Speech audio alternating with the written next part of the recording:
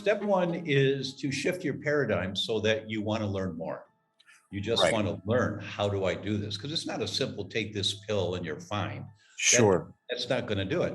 Step two might be get one of my books. The most recent book is called You Can Fix Your Brain. And I have over 300 studies that I reference in there on Wow. how to heal the gut so that you get better messages going up to the brain. Step three would be what Professor Fasano talks about. The most common trigger causing inflammation in the gut is gluten. And Got it. so do the proper test to see, do I have a problem with gluten? And the proper test is called the wheat zoomer because you zoom in on the problem. It's the most comprehensive test available for that. You can go to my website, thedr.com, and look up the wheat zoomer, download the information, take it to your doctor and say, would you order this test for me, please? And Hmm. if your doctor refuses to do it for whatever reason, go back to my website and order the test. We'll send you the test kit and we'll help you get a phlebotomist to draw the blood. So, and then you learn, all right, is wheat part of the problem? And when you have chronic inflammatory diseases or conditions, 9 out of 10 times, it is a major culprit fueling the bad guys in the gut. Interesting. So, the layperson in me says that, or at least I think I know that, the gluten or the wheat that was consumed by, the Romans in the 800 AD or whatever is significantly different than the wheat we eat today. Is that true? Is that part of the problem? Is that the wheat now has been so bioengineered and changed around that it's difficult for our bodies to catch up to it? Is that part of the problem with gluten? That's a really good question. And it is part of the problem because there's more concentration of the offensive proteins. But even the ancient wheats are the same problem. Spelt, Ah, emmer, kamut, they're the same. And the reason for that is you have sentries standing guard in the first part of the small intestine. You have the same body as your ancestor 5,000 years ago. The same kidneys, the same gallbladder, the same lubrication on your joints, the same immune system, everything's the same. For our ancestors, when they were, their primary concern was getting enough food to eat. And so what they would do, they're walking around, they find something. The first thing they do is they smell it, they nibble at it, and then they eat it. right. If there were bad bugs in there that they didn't identify by that screening method, Ah, the acid in your stomach is supposed to kill it. Hydrochloric acid should kill anything. But when it didn't kill it, just inside the first part of the small intestine, where everything from the stomach goes into the first part of the small intestine, you have sentries standing guard. They're just quietly standing there. I think of the soldiers at Buckingham Palace with those big red hats on. They're right, stiff as can be, but right, don't mess with those guys. right. So those sentries standing guard inside the first part of the small intestine are called toll-like receptor 4 Mm, and toll-like receptor 2. And they're just standing there. Their job is to watch everything that comes out of the stomach, and anything that looks like a threat, a bug. They do two things.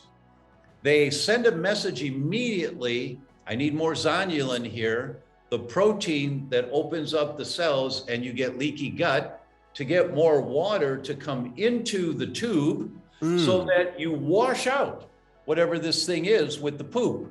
okay. That's the purpose of leaky gut. Leaky gut's not bad for you. Excessive leaky gut is bad for you, I see. right? So that's the first thing that toll-like receptor does, is activates the production of more zonulin and this happens really quickly within 5 minutes. And you see the videos of it happening now. Technology is great for that. And as a doc, you sit there and you go, wow, wow, that's so cool to see. So that happens within 5 minutes. Wow. The second thing that toll-like receptors do is they activate something called NF-kappa B.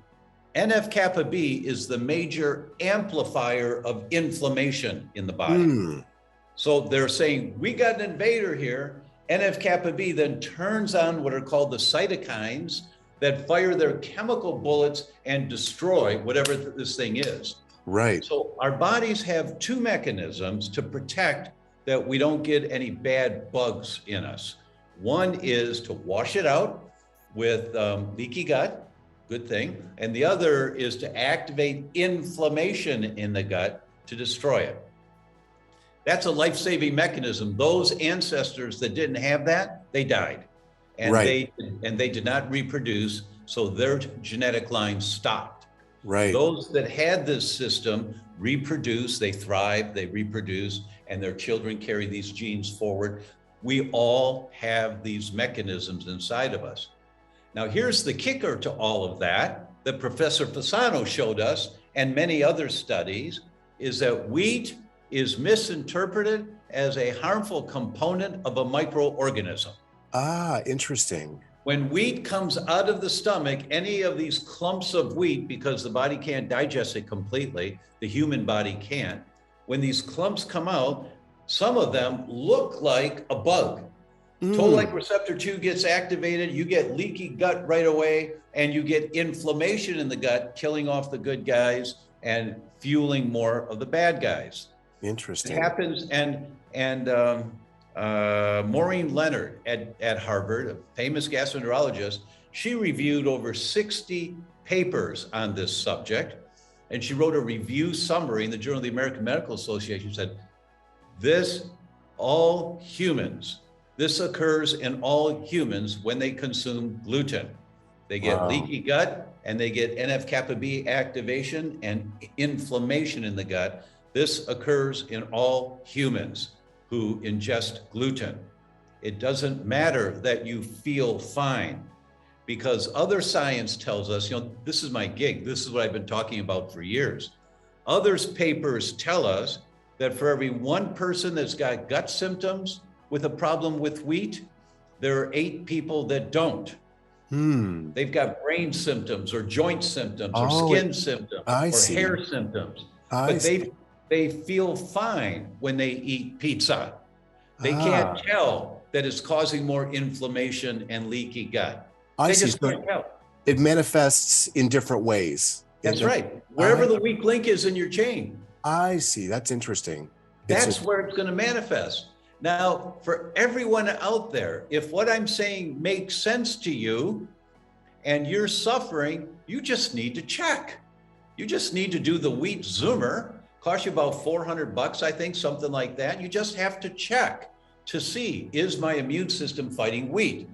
Then, if it is, you don't put your toe in the water. Right. Well, I'll cut down. And some doctors say, well, let's just do a low gluten diet.